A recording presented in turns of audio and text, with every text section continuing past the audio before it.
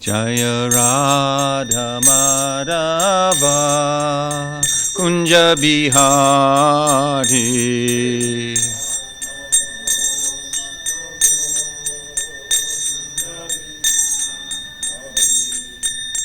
Gopijana Vallabha Girivardhari.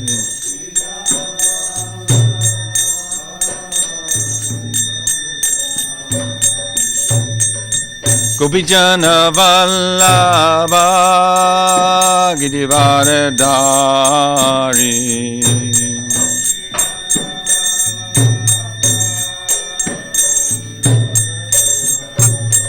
Yasodhanandana Brajana Ranjana.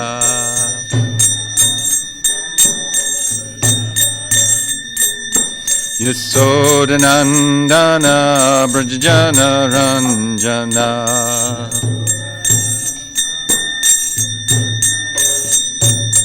Yasodhanandana Brajana Ranjana.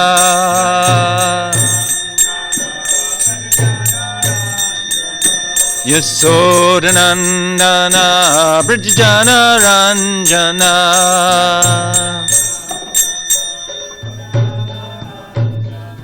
Jamuna Tira Vanachari.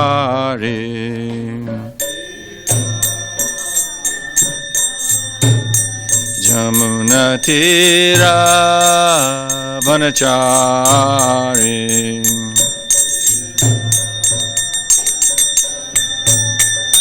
Jaya Radha Madhava Kunja Bihari.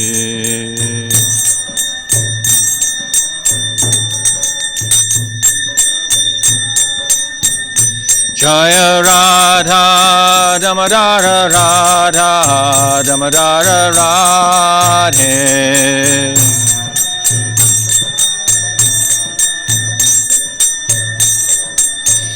Jaya Radha Girdhari Radha Girdhari Radhe.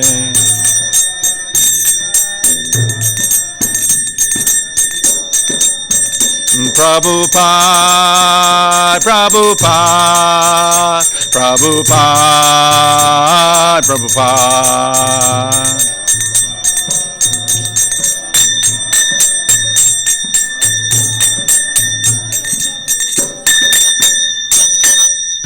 Srila Prabhupada ki Jam Vishpad Paramahamsa Pravijikacharya Sotara Sata Shishimad A.C. Bhaktivedanta Swami Maharaj Srila Prabhupada ki ISKCON BBT Founder Acharya Jagat Guru Srila Prabhupada ki Grantaraj Srimad Bhagavatam ki Samaveda Gaura Bhakta Vrinda ki Gaur Premanandi. Our glories to the assembled devotees. Our glories to the assembled devotees. Our glories to the assembled devotees. Our glories to Shishi Guru and Gauranga. Glories to Srila Prabhupada.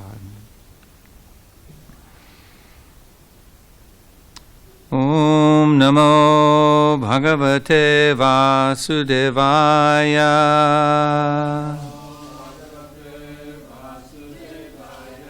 Om Namo Bhagavate Vasudevaya.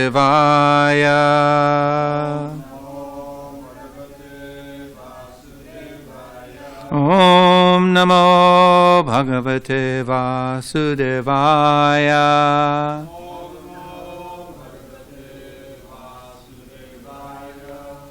We're getting to hear from Srimad Bhagavatam, Canto 4, Chapter 20, Lord Vishnu's appearance in the sacrificial arena, Text 9. Yasvadharmena mam nityam nirashi shada yanvita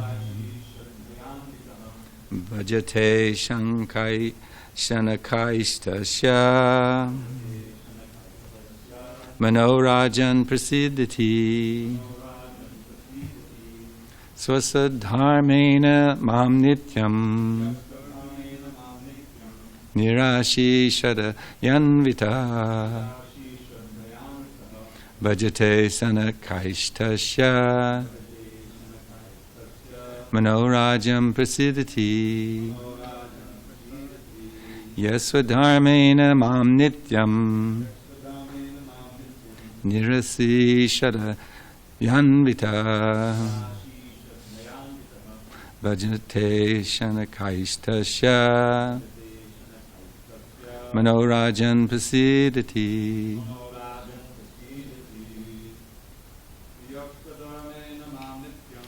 Yaswadharmena mam nityam Nirashi shadayanvitan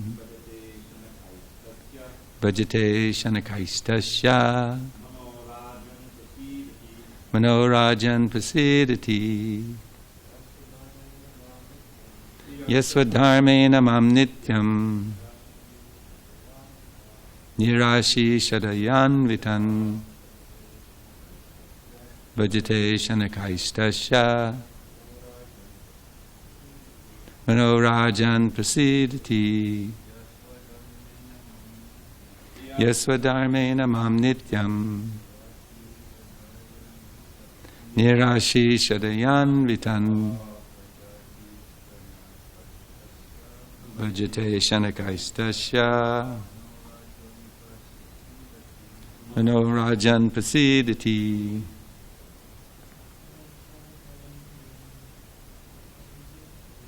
Yaswadharmena mam nityam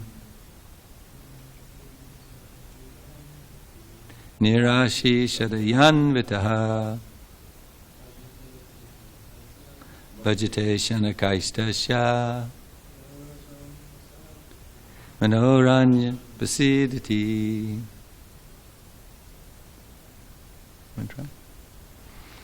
Yeah, anyone who sadharmena, by his occupational duties, mam, me, and this is Vishnu speaking, so he's saying me.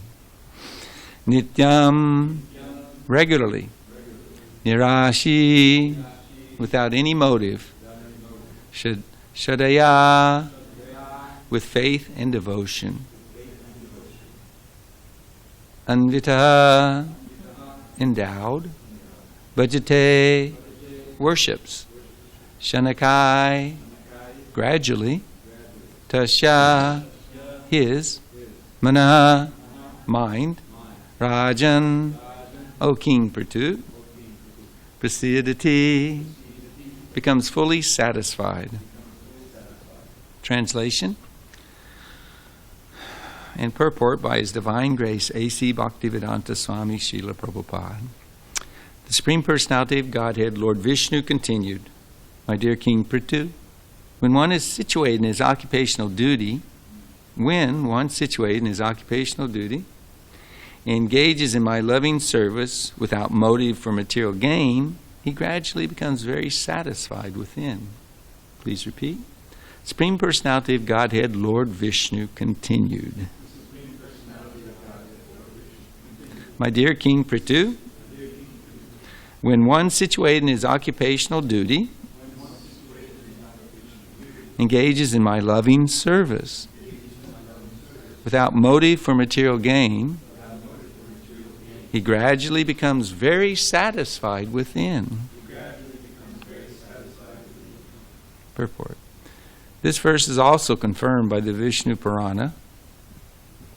Occupational duties are known as varnashram dharma and apply to the four divisions of material and spiritual life, namely Brahmana, Kshatriya, Vaishya, and Shudra, Brahmacharya, Grihastha, Vanaprastha, and Sannyas. If one works according to the varnashram dharma system and does not desire fruitive results, he gets satisfaction gradually.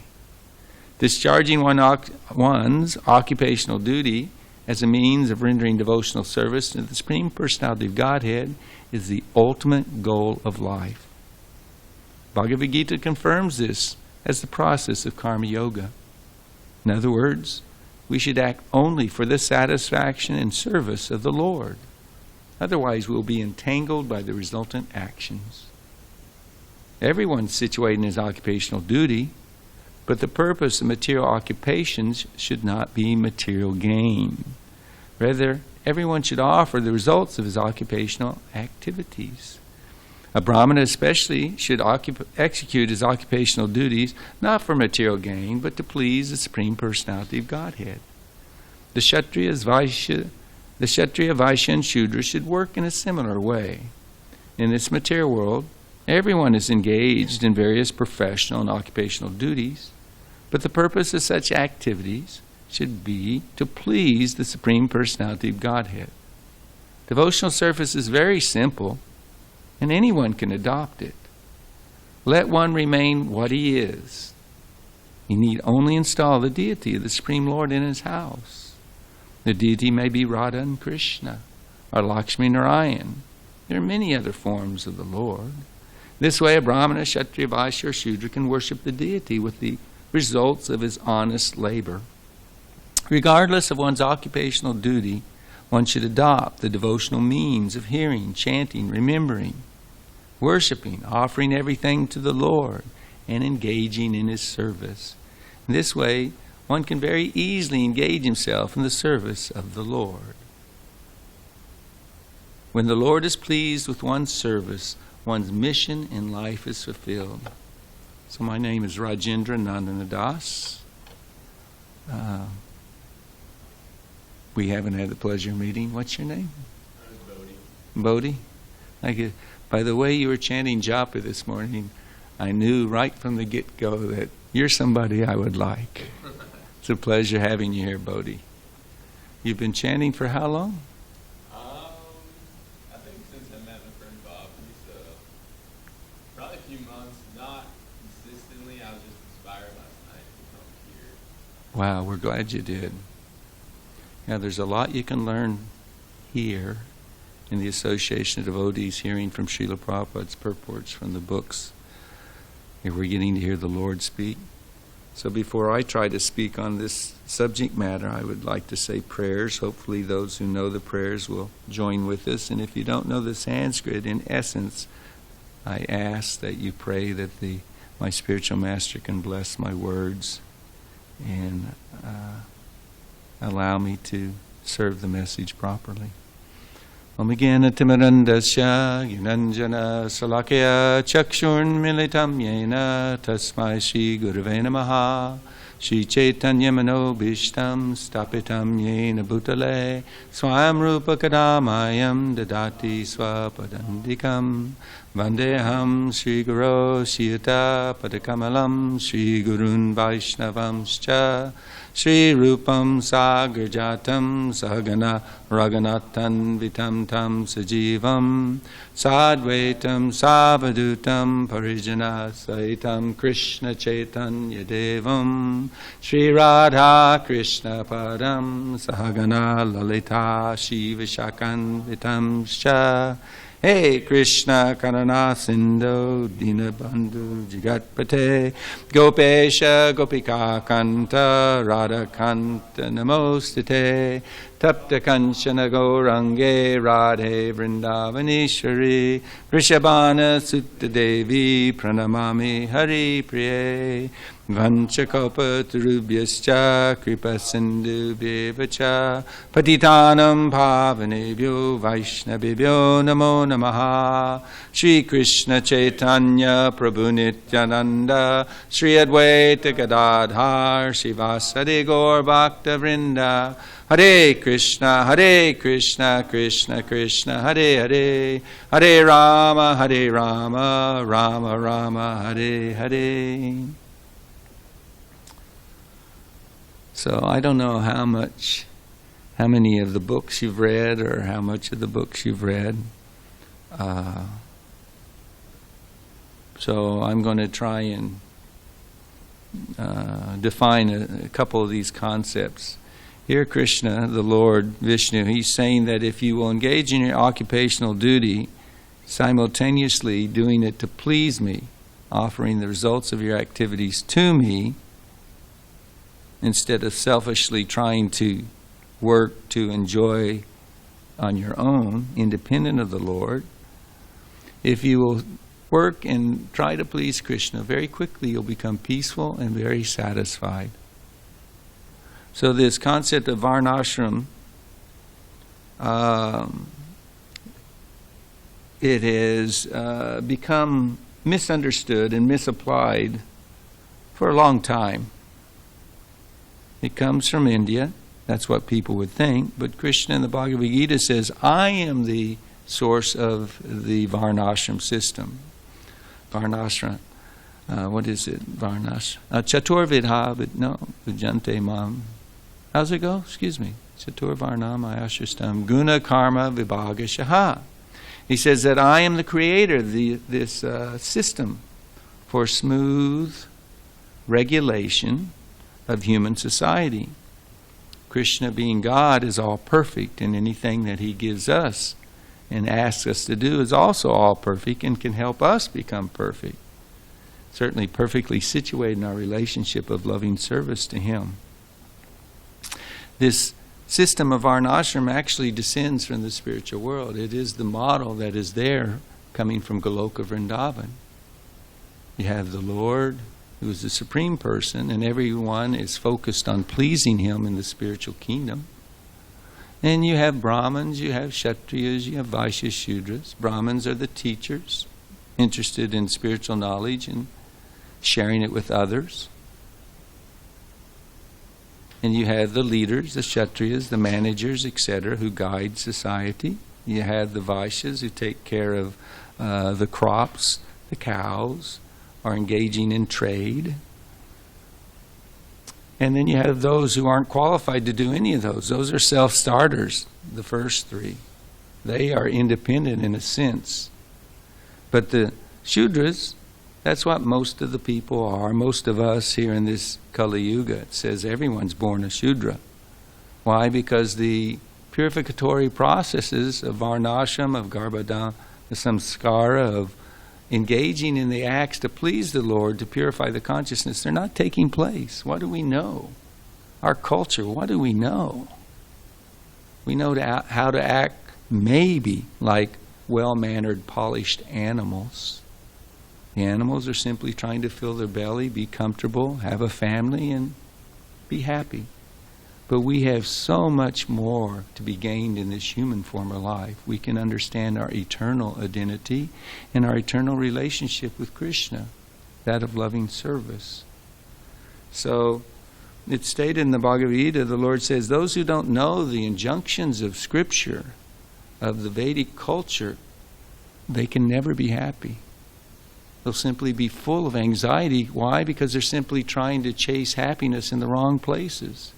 If you go out in the middle of the Mojave Desert and try to find water or go swimming, you're going to be miserable. There's no happiness in this world unless you connect with Krishna. See that he's in every atom, that he's in my heart, that he is the creation, the source, the maintenance. He's the goal for us all, for everything and for all of us. So anyway, this varnashram has been used to exploit others. There are those who are Brahmins, the teachers, who try to usurp the equality, as it were, of the society, members of society. And they said, you can't approach God without coming through me. You better pay me. Come to me. Now they could get away with that because the Brahmins are meant to be representatives of God. The devotees of the Lord are meant to be his representatives. If they aren't his representatives, they may be devotees in name only. They may have tilak, they may dress like we do, the cultural attire we wear.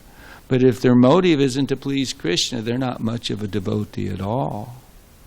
And we've been warned by Bhaktivinoda Thakur that in Lord Chaitanya's movement that there are many cheaters, and that one should learn the scriptures so that you will not be cheated. Just like one time I got a counterfeit $50 bill, and I didn't look close enough, and by golly, when I got to my hotel room and started counting the money that I had made from selling things that day, and I came to the counterfeit, and I go, oh my God. I've been rooked. Wasn't very satisfying. I didn't feel too peaceful. So you have to be educated. And Varnashram is a system for educating society. How to just function. Everyone has a nature. Everyone has God-given talents. And if they'll use that cooperatively with each other, instead of trying to exploit others and simply think about me, or at best my extended me's, my family, or my community, or my nation. All this is based on bodily consciousness, animal consciousness. It is inferior to the spiritual reality that we are the eternal spirit souls, that this is not our home, this is not us, this body, and our only business is to understand how to live peacefully in this world, simultaneously progressing in knowledge of Krishna and service to Krishna. So when we say Varnashram, in this verse specifically, he's talking about Daivi Varnashram. Because there in India you can have the Varnashram even going along, and they may not be worshiping the Lord. They may be worshiping demigods, etc. And that's not Daivi. That's not transcendental. It's better than what we got going, but because there's some sense of subordination to superiors or those who control us, we don't control the rain, despite all the decade or more, a couple decades of trying to change the weather, control the weather with chemtrails, etc., emitted by an admiral in the Navy, etc. I saw him personally say it. And, this has been going on for a long time. We don't control the weather. We may bang it around a little bit and help throw it off kilter, but control, what a joke. We control hardly anything. Just eat too much or eat something that's sour or not sour but spoiled. You can't even control your bowel movements. What to speak of the weather? There are those who control us, and the agents of the Lord, the universal managers, they are due their respect for their position of service to the Lord. So that's better than not understanding that there's such a hierarchy in the service of the Lord and offering respects. But they are middlemen. They are the servants of the Lord. I saw one interesting thing when Krishna was trying to dissuade Nanda Maharaj and the coward boys. You'll like this, Dravida Prabhu. That he said, "What are you doing offering worship to Indra?" He said, "Well, he's one of the gods." And Father says, "He's one of the gods. We're dependent on, our cows. We're Vaishyas. We take care of the cows." He had 900,000 cows. Wealthy Vaishya, king of the Vaishyas, Krishna's father. So, we depend on the rain to come for the grass and our produce, etc., etc. And Krishna says, gods? No, he's not God. He's a demigod. And then, interestingly enough, in Vrindavan, there is a root. It's a bitter root, and it's called demi. And it gives off an obnoxious smell, and the Brajvasis don't eat that root. You can practically, it is amazing how the Indians know what we would call weeds, they can make into delicacies. Like there's dozens, if not 100 of different kinds of spinach, shock, weeds growing around in Mayapur and in India that, were one of the favorite delicacies of Lord Chaitanya. But the demi, no. Bitter and stinks. He says he's just a demigod. A demideva. He's not God. We don't have to go through the middleman. So this is a very important lesson. We should take it to where it all comes from. Krishna. We're completely dependent on Krishna, as are the demigods, completely dependent on Krishna. And only Krishna can give us true satisfaction, true happiness. Only Krishna can release us from the imprisonment in this body and this material world. Only Krishna can free us from the karmic reactions, good and bad, that we get every time we do anything that's not meant for the pleasure of the Lord. That's why Krishna in the Bhagavad Gita in the 3rd chapter, he says, Yagyartat karmanonyantra lokoyam karma bandhana. Srila Prabhupada referred to it in the first paragraph of the chapter. Work has to be done as a sacrifice to please Krishna. Otherwise, any work will cause your bondage in this material world. Therefore, O Arjuna, perform your prescribed duties for his satisfaction. That way you'll always remain free from bondage. So Krishna doesn't want us to suffer. That was Badrinarayan Swami's challenge yesterday. Wait a second, how did it go? What was this challenge? They said, why does Krishna put us in this material world? Krishna doesn't want to put us in this material world. Srila Prabhupada used the example, and it's a little off kilter, but things are turning for the better. He gives the example, and certainly it was applicable in its time. The government doesn't really want to build prisons. They want people to prosper, to be happy, be secure. That's a true leader. That's true government. These days, we got into prisons for profit, so that's a whole bag of worms right there. But I just heard not too long ago, within a week or so, that the governor of California signed a bill that by 2022, the prisons for profits are the plugs pulled.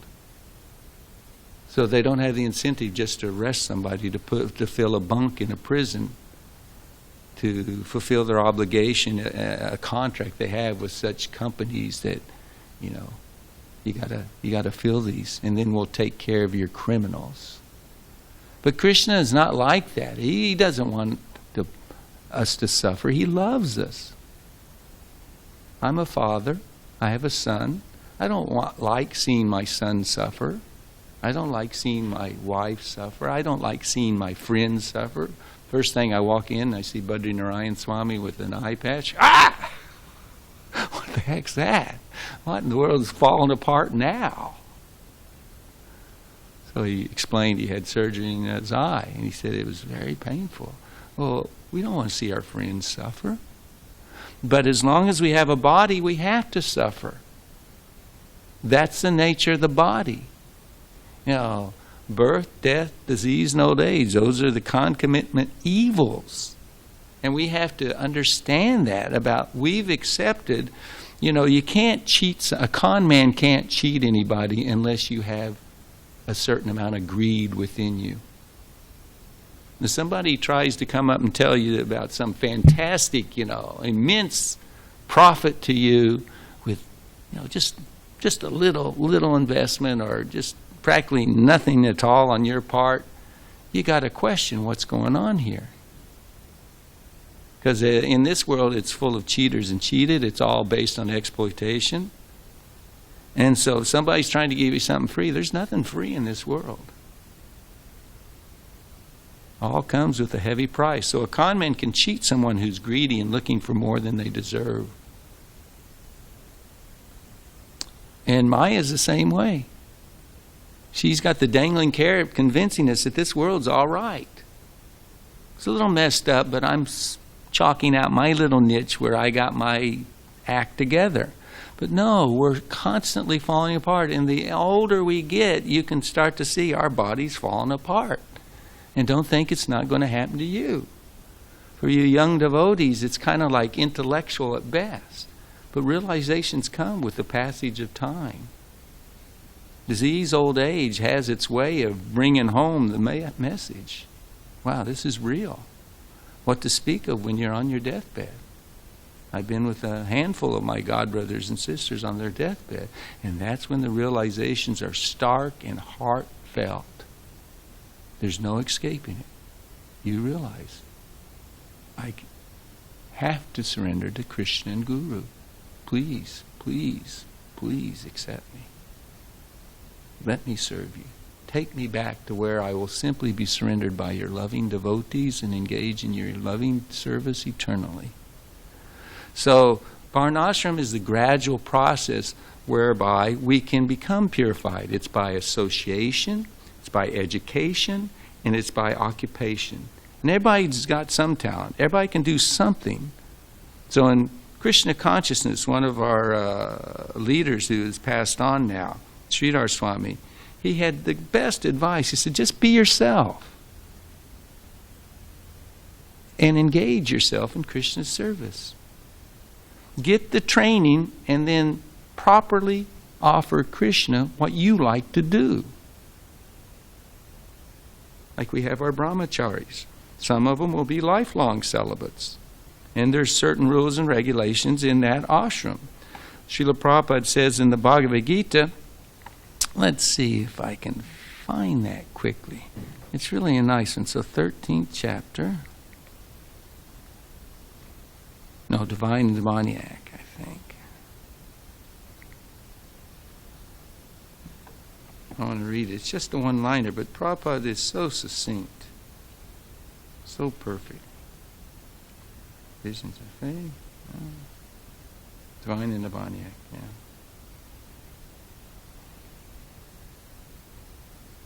Am I right? No, probably wasn't. But anyway, he says that to advance in spiritual life, one has to follow the particular duties of your ashram. We cannot whimsically act. As Krishna says, those who don't know the injunctions of Scripture, they're in ignorance, and ignorance is a cause of suffering. So whatever our spiritual status, it's called the spiritual ashrams, because they're meant to be helping us progress in spiritual knowledge and service to Krishna. Whatever ashram we might be, then we have to follow the rules, the guidelines of those ashrams. Sense gratification is available in every ashram.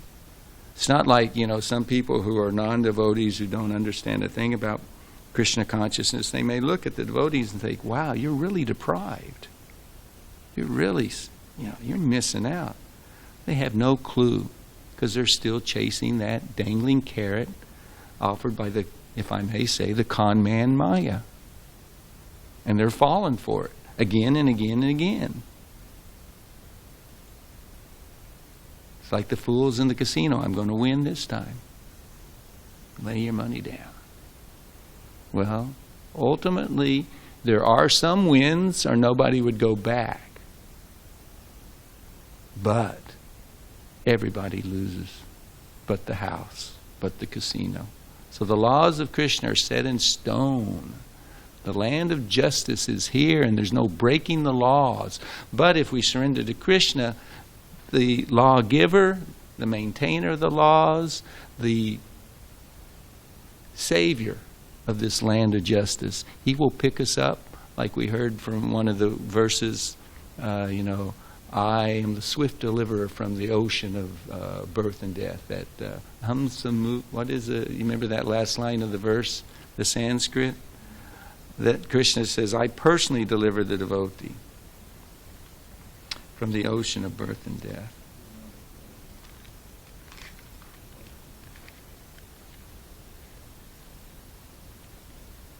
Prabhupada in the purport, and it was quite interesting because, what is it, 12 what? Yeah, 12. Bhagavad Gita is so awesome. Yeah, he says, Tesham aham samudarta mrityu samsara sagarat.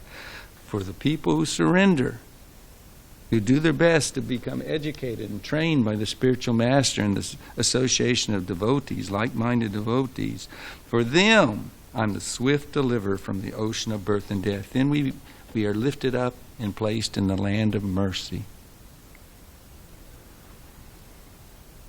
You want a big return for a small endeavor or investment, then take the Lord Chaitanya's Sankirtan movement, the Hare Krishna movement. In one lifetime, you can get the topmost perfection of life, love of God. You don't get that. Varnashram takes thousands of lifetimes to become purified. That's why when Lord Chaitanya asked Ramananda Roy, what's the perfection of life? The first thing he did was he quoted that verse that Srila Prabhupada refers to in the very first sentence of the... yeah. You can say it louder if you want to.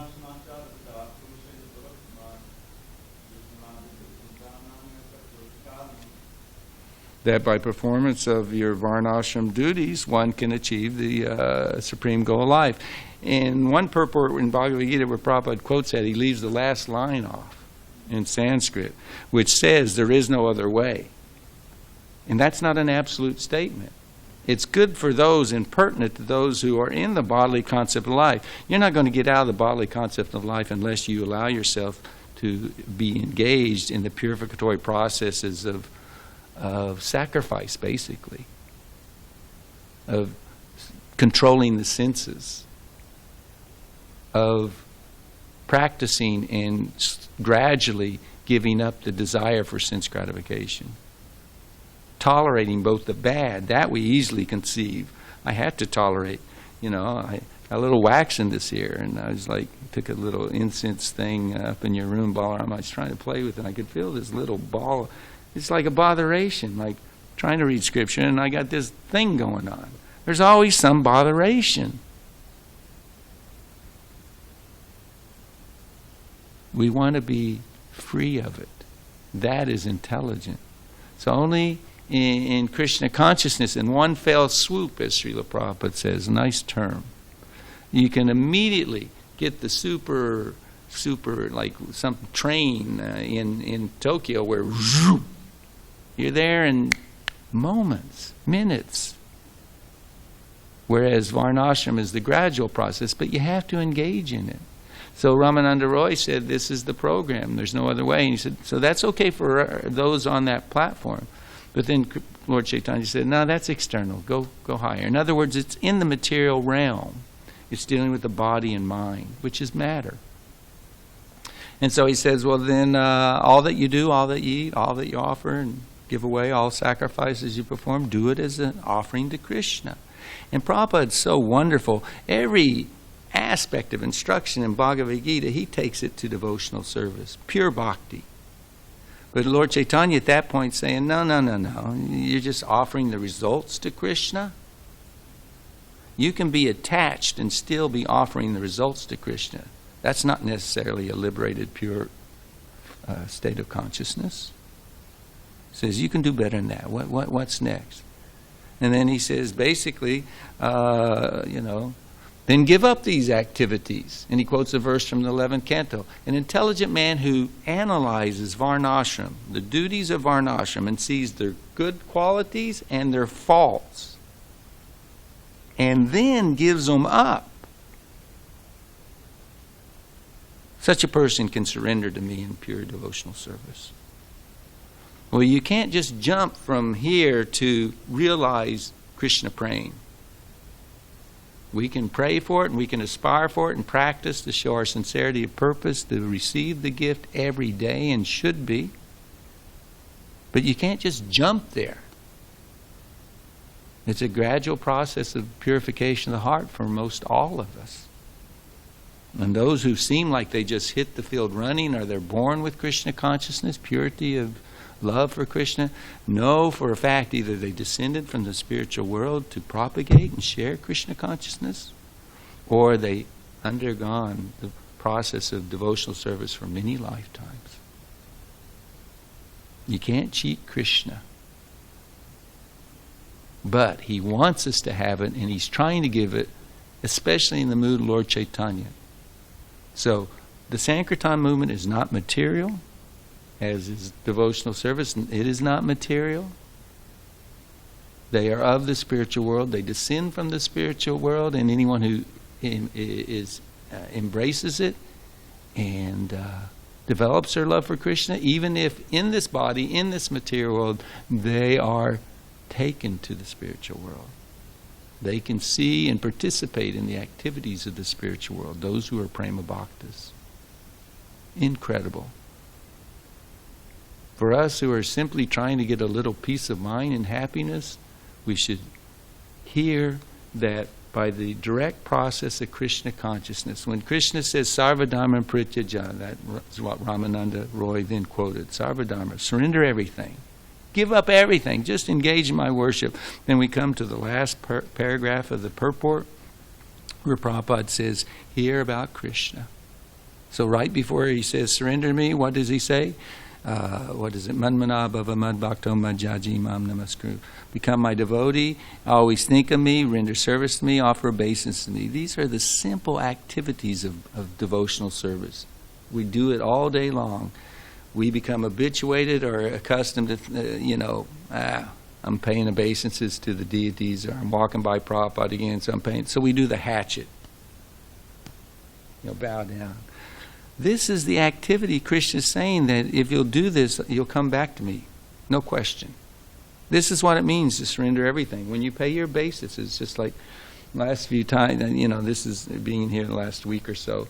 Remembering when I paid obeisances to Srila Prabhupada the first time in his presence in his room in Dallas. And I'd been instructed, say his pranam mantra loudly so he can hear you. A lot going on, so many devotees, the excitement of Krishna consciousness, the pure devotees with us. I mean, electrified. Everybody's on fire in the enthusiasm of Krishna consciousness. We're with Krishna's representative. We're with Srila Prabhupada. And simultaneously I heard this wonderful description, glorification of Prabhupada by Shyaman Sundar Prabhu, where he said so much of that electric and dynamic activity and so much hustle and bustle with this worldwide movement and the manage of it and all these goings on. But when you came next to Prabhupada, it was like being in a hot summer day. All of a sudden you come next to a cool AC. It's peaceful. It's calm. In the center of the storm, center of a tornado or hurricane, it's calm. And he said it was always like that with Srila Prabhupada. Because those who are fixed on Krishna, what's that? Swamin Kritartosmi. I don't want anything else. Dhruva Maharaj prayed, I've got you. The prayers by Satyavrata Muni, why does Sanatana Goswami say, sing it every day in the month of Kartik? Because he's praying, I don't want anything else. I want you. I want your service. When we get that down, that desire, then the spiritual master and the Lord will take everything, will take care of everything. The dominoes will fall in place. You've seen those dominoes lined up where they can be incredibly complex, and you just tip that one first domino.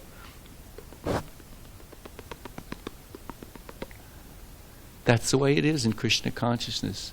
We just have to get our desire focused properly, and then stay in the association of devotees who will constantly be talking about Krishna, so we can hear about Krishna, so we can remember Krishna, so that we can bow down to Krishna. Whether we're in the temple or in our home, or whether we're homeless, the Goswamis didn't have homes. They had their little deities in a bag around their neck. Would put them in a tree at night. Anywhere you can engage in this wonderful process of Krishna consciousness and reawaken our love for Krishna. That's what's being offered in this Krishna consciousness movement. And Srila Prabhupada would ask, please take advantage. Are there any questions or comments?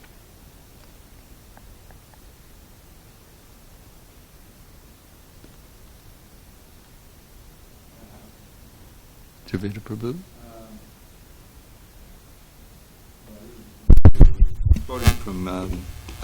You were quoting from the conversation with Ramananda Roy and Lord Chaitanya. And he gets to the point of Sarva Dhamma Parityaja Mamekam Sharanam Bhaja. And this is, Prabhupada calls it the final instruction in the Bhagavad Gita that Krishna gives him. And you also mentioned that previous to that, there's this repetition, always think of me, become my devoted, bow down to me. Yeah. So how is it that this ultimate instruction in the Bhagavad Gita that Krishna gives, which seems to say, just give everything else up, surrender unto me, what else can it be beyond that? And yet Lord Chaitanya says, that's external, please go on. I don't understand. I mean, isn't that the ultimate thing? It's the last instruction in the Bhagavad Gita. That's the question. That's right? my question. Okay. I know David is very learned, and he simply wants to engage me for my purification. But Bhagavad Gita is understood to be the foundation. It's complete, it's perfect. If we simply absorb and apply Krishna, the teachings of Krishna in the Bhagavad Gita in our heart and in our life, we will achieve perfection. Masucha, don't worry about it. But Lord Chaitanya was anywhere near the ABCs of spiritual life. He descended to taste the loving mood and service and happiness. Like here it says Prasidhati, the happiness of Srimati Radharani, of his most exalted devotee. He wanted to taste that. He's the enjoyer. He is the supreme served. And he can't understand that. You have the ashraya, the receptacle of the service, and then you have he who receives it. They're two different things, servants and served. So he embraced the mood and complexion of Srimati Radharani to taste that devotional service. So he's nowhere near the beginnings. So Bhagavad Gita, where it stops, then Srimad Bhagavatam begins. And then in Srimad Bhagavatam, where to get the real purport and practical application of Srimad Bhagavatam, then we come to Chaitanya Charitamrita, as we heard so nicely yesterday. And he, Ramananda Roy, by the mercy of the Lord, was able to take him up to Vraja Bhakti, the devotion of the inhabitants of Vrindavan, the spiritual world, Krishna's spiritual kingdom, his village. And he could even take him up to the service, the surrender of Srimati Radharani. He is an intimate maidservant in Krishna's eternal Leela. He could take him right up to that.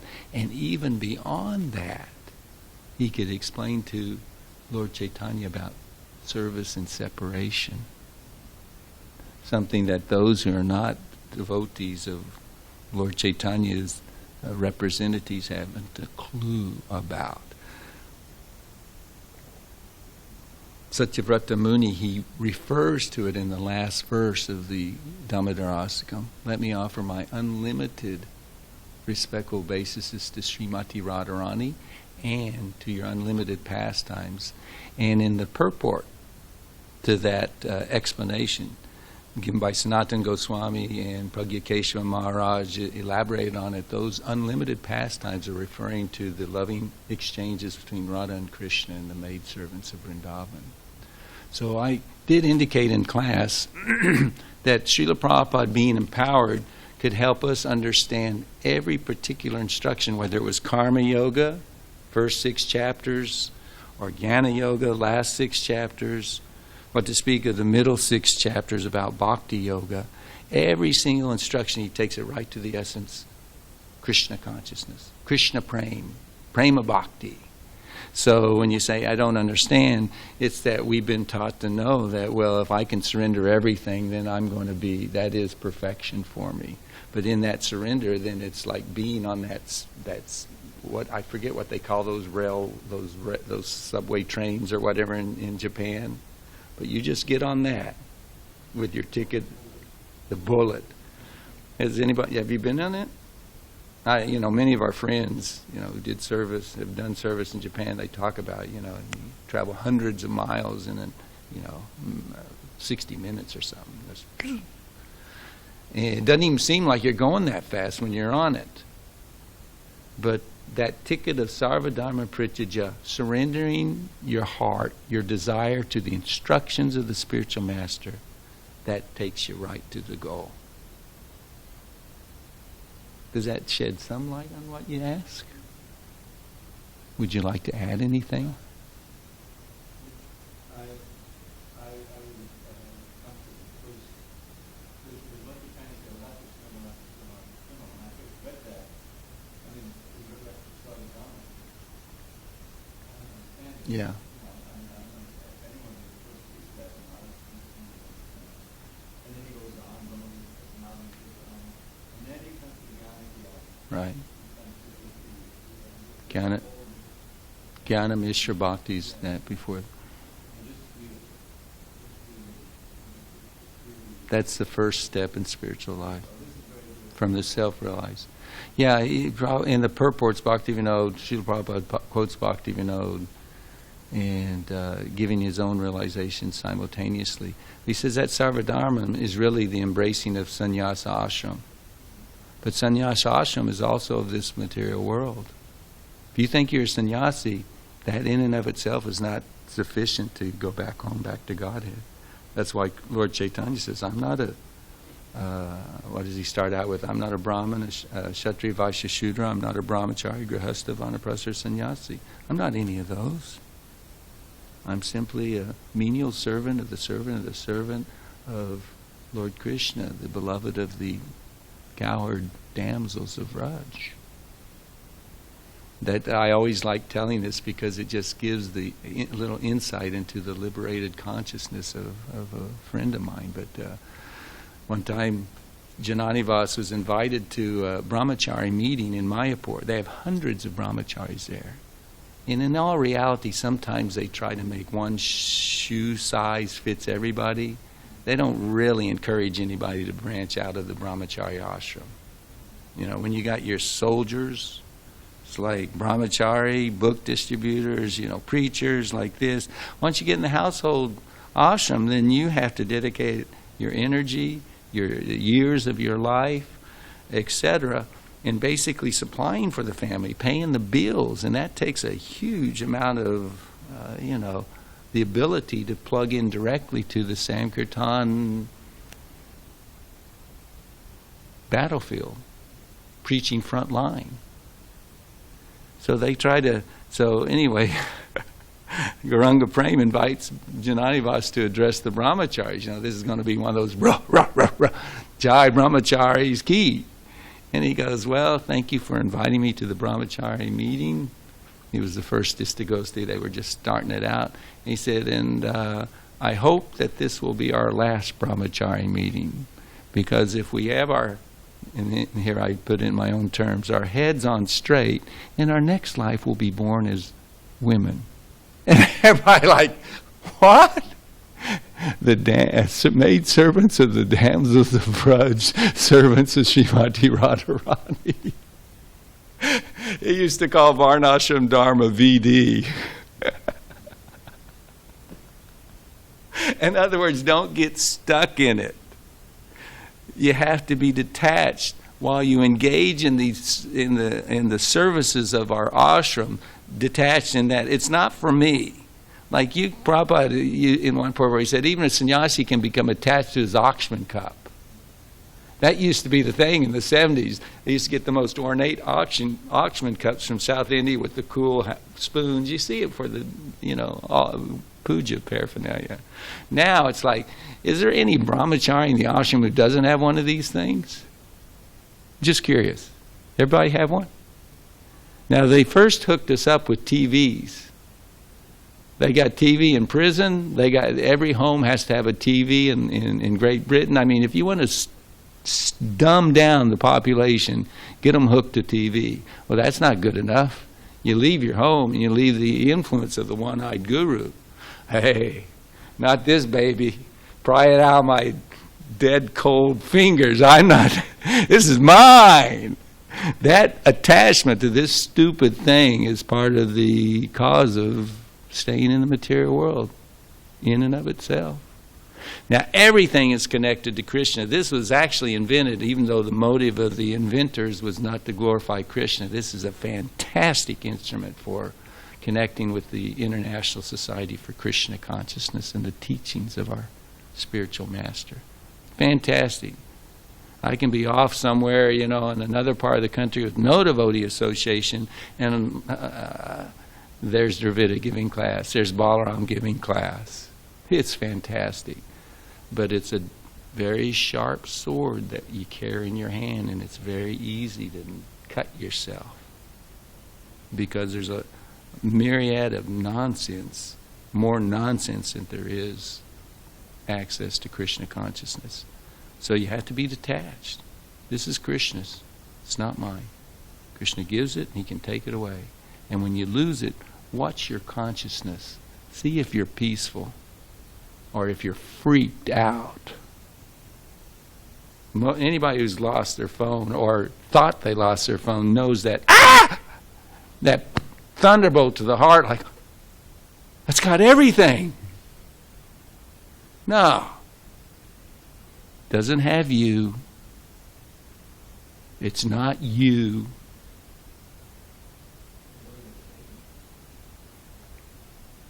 Huh?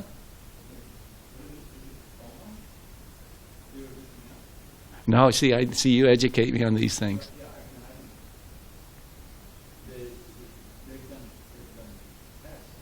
Hmm.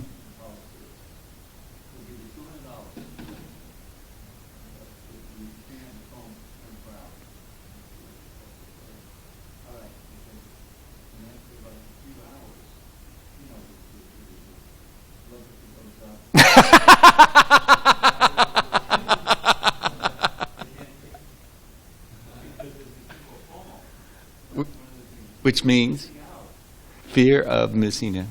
FOMO. P-O-M-O. You FOMO. Yeah. Oh, my friends. Yeah. No, they are brilliant.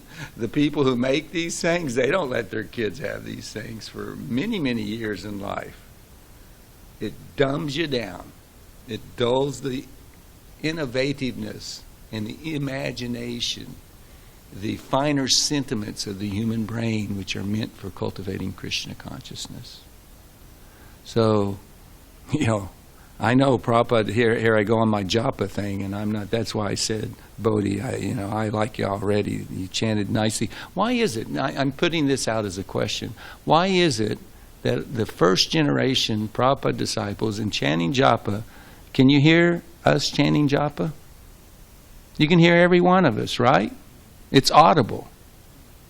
And you can tell when we're spacing out or when we're falling asleep, am I right?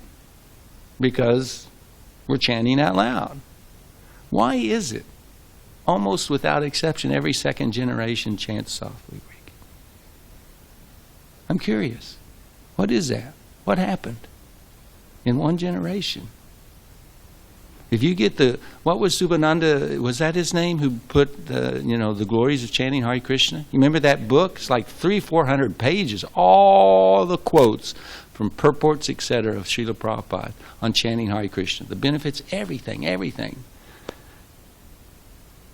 In Kirtan, the Sankirtan movement, which descends from the spiritual world, you have your japa, which is quietly chanting, and you have Kirtan, which is supposed to be chanting out loudly and dancing.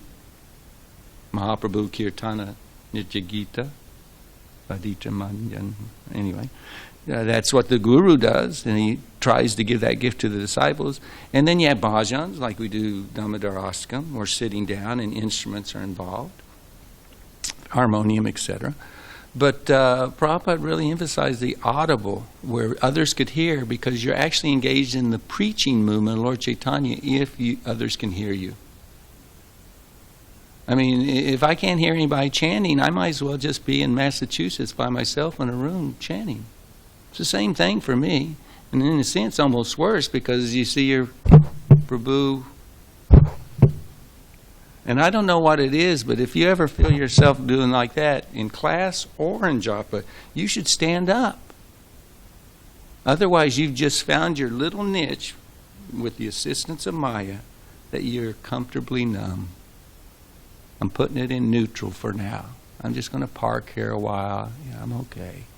I mean, if you get the same, how do you expect to get advancement by doing the same things every day, where there's a certain time in day where you fall asleep when we're supposed to be focused on the ecstatic process of hearing and chanting Krishna.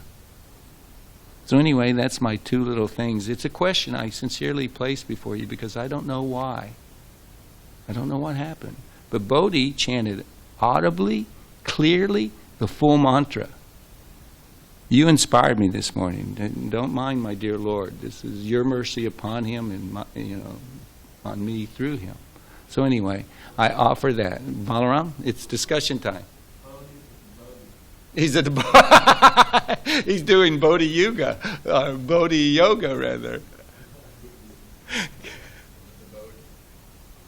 Any other contributions? I value your association and greatly appreciate it. Thank you, one and all. Srila Prabhupada ki, Grantaraj Srimad Bhagavatam ki, Samaveda Gora Bhakta Vrinda ki.